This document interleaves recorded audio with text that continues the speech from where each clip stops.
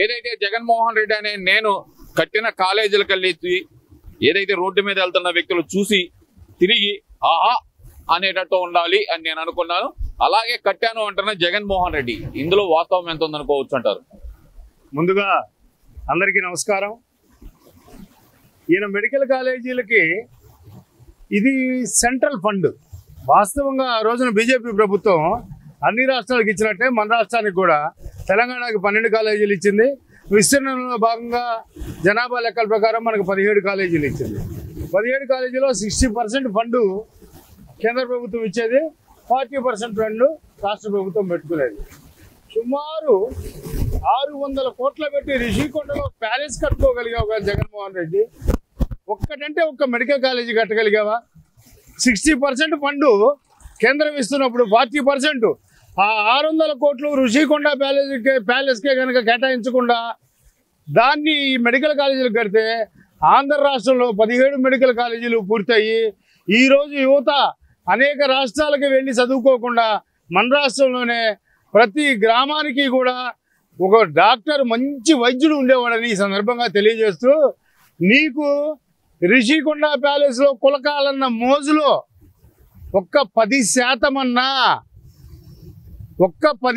అన్నా ఆంధ్ర రాష్ట్రంలో మెడికల్ విద్యార్థుల మీద నీకు లేదు అంటానికి ఇంతకంటే పెద్ద నిదర్శనం మరొకటి లేదు.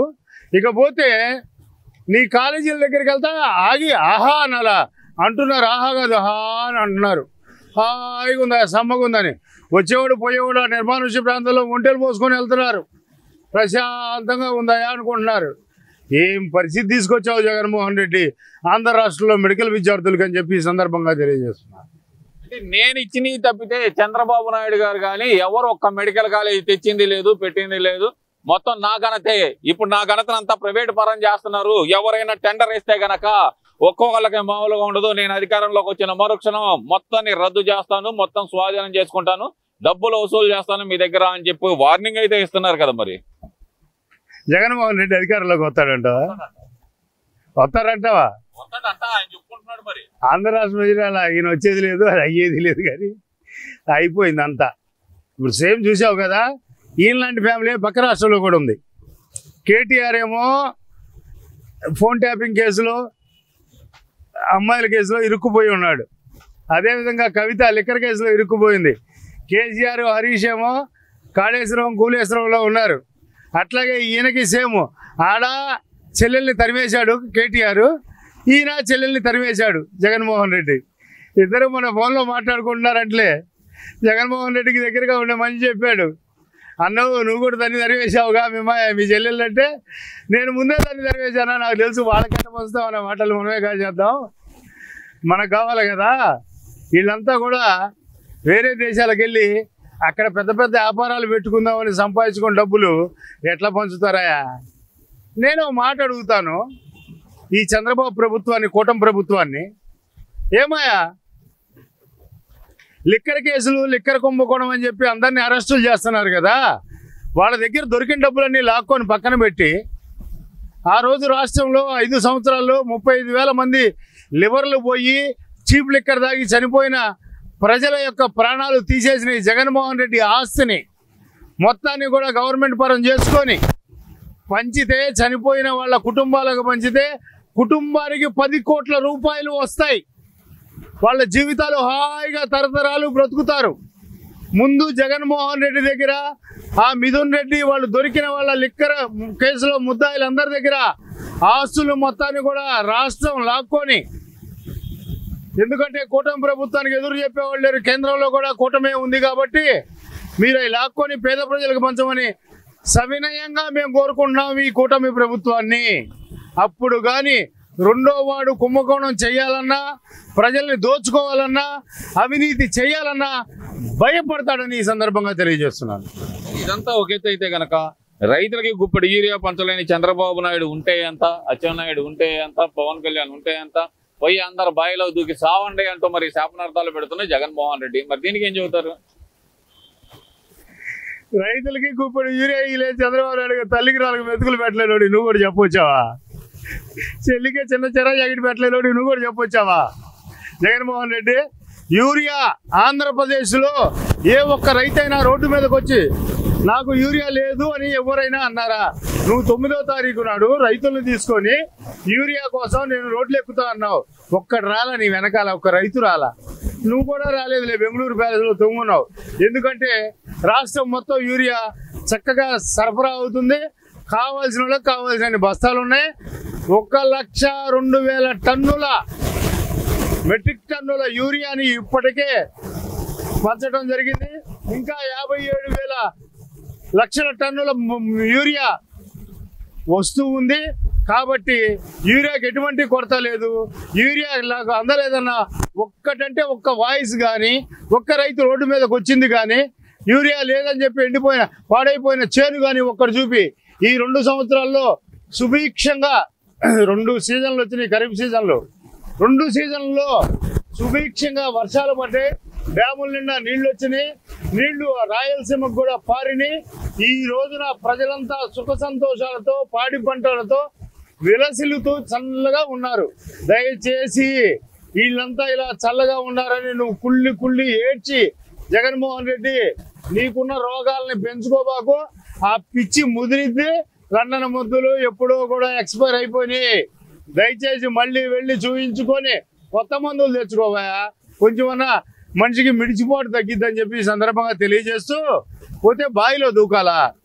నీకు 11 సీట్లు ఇచ్చి రాష్ట్ర ప్రజలు 5 కోట్ల ఆంధ్రులు నిన్ను బావిలో తోసేశారు.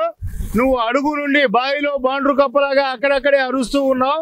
ఈ గాండ్రు కప్ప బావి పైకి వచ్చేది లేదు, ప్రజల్లో తిరిగేది లేదు అని చెప్పి ఈ రోజు రాష్ట్ర ప్రజలు అనుకుంటున్నారని తెలియజేస్తున్నా. నేను వస్తాను, ఈ కాంట్రాక్టులన్నీ రద్దు చేస్తాను, అసలు టెండర్లు వేయొద్దు అని బెదిరించడం, ఈ బెదిరింపు ఎందుకు వస్తుందంటారు? అసలుకి కూటమి ప్రభుత్వం జాతికంతనం అనుకోవాలంటారా, లేదంటే కనుక ఆయన ఓవర్ కాన్ఫిడెన్స్ అనుకోవాలంటారా? ఆ 2 కాదు. జగన్మోహన్ రెడ్డికి ఫ్రస్ట్రేషన్ ఎక్కువైపోయింది. మనోవ్యాధి. పులివెందుల్లో కూడా డిపాజిట్లు కోల్పోయేసరికి పిచ్చి లేచింది పిల్లాడికి. పులివెందుల పిల్లి అనుకుంటే పిచ్చి పిల్లాడు అయిపోయాడు. ఏం చేయాలో అర్థం కాక ఇలా మాట్లాడుతున్నాడు. నువ్వు రద్దు చేసేది ఏంటి జగన్మోహన్ రెడ్డి? 4 రోజులు ఆగు, నీ ఓటు బ్యాంక్ పడిపోద్ది. నీ పార్టీనే ఎన్నికల సంఘం రద్దు చేసే రోజు దగ్గరలో ఉంది. నీకే కాదు, ఇదే గతి బీఆర్ఎస్ పార్టీకి కూడా పట్టిద్ది. తోడు దొంగలు వీళ్ళిద్దరు. ఖచ్చితంగా వాళ్ళు కూడా ఈ మధ్య కూస్తున్నారు కారు కోతలు. వాళ్ళ బ్రతుకులు కూడా రోడ్డును పడ్డాయి. వాళ్ళు కూడా జుట్లు పట్టుకొని కొట్టుకుంటున్నారు. అన్నా చెల్లెళ్ళు కొట్టుకుంటున్నారు. వాళ్ళు మేనల్లుళ్ళు ఇళ్ళు కొట్టుకుంటున్నారు. ఈ ఖచ్చితంగా కూడా ప్రజల్లోకి వెళ్ళిపోయింది. ప్రజలు మీ కుటుంబాన్ని నమ్మే స్థితిలో లేరు. దోచుకున్న అవినీతి సొమ్ముని పంచుకోవటానికి, వాటాలు పోసుకోవటంలో తేడాలు వచ్చి కొట్టుకుంటున్నారని ఈ రోజున జగన్మోహన్ రెడ్డి కుటుంబం కానీ, కేసీఆర్ కుటుంబం కానీ రోడ్లెక్కిని. ఈ విషయం ఆంధ్ర రాష్ట్ర ప్రజలందరికీ తెలుసు అని చెప్తున్నాను. ఓవరాల్ గా చూస్తే కనుక జగన్మోహన్ రెడ్డి అసెంబ్లీకి రమ్మంటే నేను సీఎం అయితేనే వస్తాను, అప్పుడు ఏమన్నా చంద్రబాబు వచ్చాడా నేను ఉన్నప్పుడు అంటూ మాట్లాడుతున్న మాటలు, మరి దీన్ని ఎలా చూడాలంటారు? జగన్మోహన్ రెడ్డి చెట్టు మీద ఉన్న కాయను కోయలేవు కానీ ఆకాశంలో ఉన్న సందమాం కావాలి నీకు.